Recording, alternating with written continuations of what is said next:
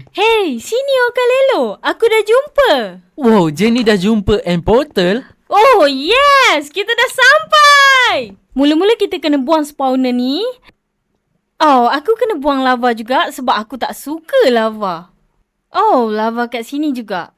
Sini pun. Kat sini dan kita dah buka end portal. Jom, aku akan tamatkan Minecraft. Woohoo! Mari ikut aku, Kak Lelo. Okey, sekarang Jenny dah masuk end portal. Tapi aku ada sesuatu yang perlu aku lakukan. Aku akan berubah menjadi Brainrot yang terhebat. Nuclearo Dinosauro. Oh my gosh, hebatnya. Okey, kat mana Jenny? Oh, itu pun dia. Oh no, aku kena hancurkan end crystal tu. Jangan risau Jenny, aku akan bantu kamu. Aku akan letupkannya menggunakan TNT. Wait, what? Apa benda tu? Oh my gosh, Jenny nampak sangat terkejut. Aku kena mainkan soundboard.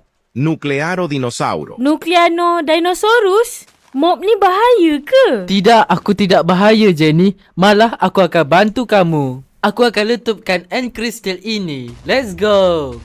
Wait, what? Dia letupkan end crystal? Okay, itu agak hebat. Alright, aku akan letupkan lagi di sini. Wait, dia akan letupkan lagi ke tu? 100,000 aura untuk kamu.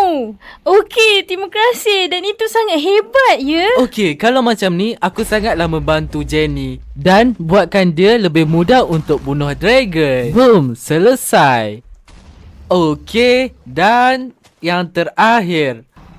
Okay, aku nak panah yang kristal ni. Tengok ni, aku nak panah. First try. Woo, kena. Wow, Jenny ada aim yang sangat menarik. 100,000 juta aura untuk aku.